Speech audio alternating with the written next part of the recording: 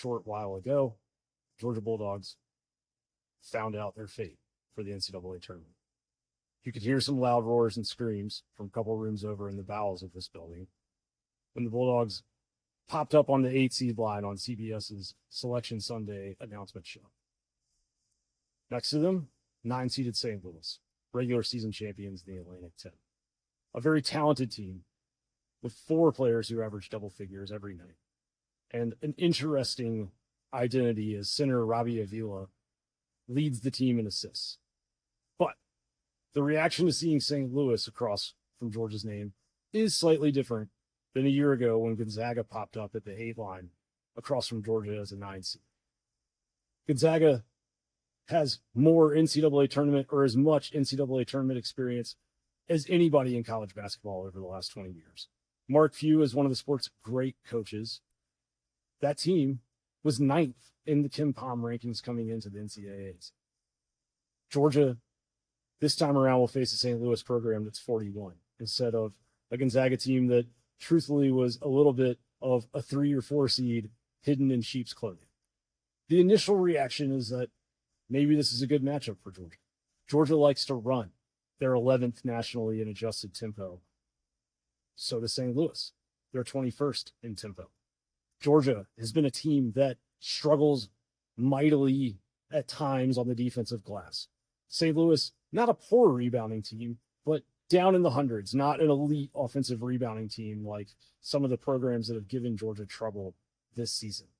In truth, probably the best thing that Georgia has going for it is that it's got good players. At least that's what Mike White told us tonight when we met with him after the announcement of the bracket came out.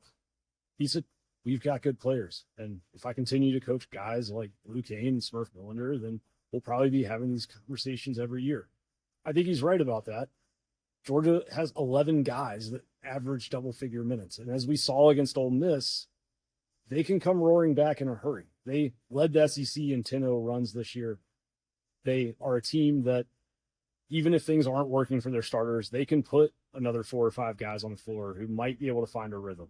It allows them to press. It allows them to play at a pace that is much faster than most programs, and they can do it without getting tired because of their depth. They have shown that they can play with some of the best teams in the country. They beat Alabama on this floor behind me a couple weeks ago. They beat Kentucky and Lexington short time before that. They beat Arkansas, who won the SEC tournament championship today, here back in January. And Mike White admitted today, they probably defended Arkansas as well as anyone. Defense has been the hinge point for Georgia in this late season run, where they won 5 of 6 to end the regular season and secured themselves a spot in the NCAA tournament. They looked disinterested at times defensively early in SEC play. They often would fail to get back in an urgent manner after scoring on the other end. Some of it might have just been the product of blowing so many teams out early in the season and leading the nation in points per game that they just kind of thought they could go out and outscore whoever they played. When they have committed to defense, this Georgia team has shown that it can play with anybody. But playing with anybody and playing well on the right night are two different things. Georgia, in its last 2 postseason tournament games, has struggled out of the gates. They got down by 22 to Ole Miss early in the second half in Nashville on Thursday night. Almost came back and tied that game, but they didn't, and they lost. A year ago in their NCAA tournament appearance, they went down 27-3 to Gonzaga in the first 9 minutes of that game. So, as Blue Kane said to us tonight, we got to be ready to go from the tip-off. Georgia, if they can settle in and weather that early storm and show that they're comfortable, will probably be in very good shape in this matchup. It's going to be interesting to see what decisions they make defensively against St. Louis. This is a team who is top 10 in 3-point field goal percentage and top 10 in 2-point field goal percentage.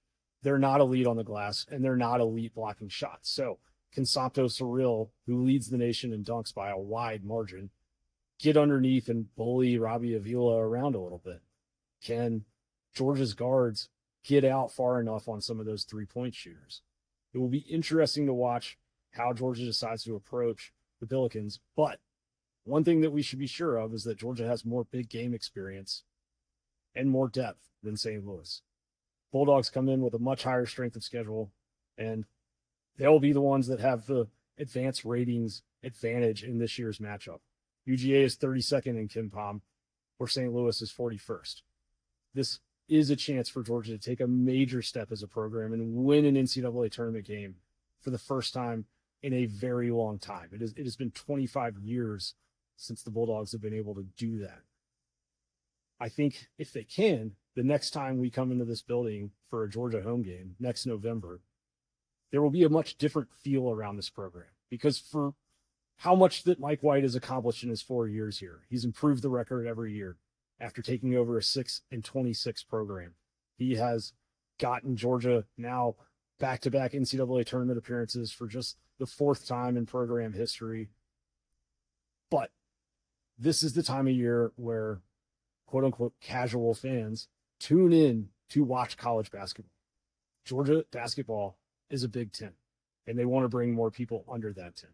White spoke tonight about, hey, this is a program that has momentum. Our administration has done a great job. Our fans have done a great job of turning Stegman Coliseum into an excellent environment. We have gotten great engagement. Recruiting is on an uptick. Once that ball gets rolling, there's no telling where it can go. Maybe that school record 22 regular season wins from this season going to become 24, 25, 27 in the near future on this continued kind of slow burn rebuild that Mike White has taken Georgia on.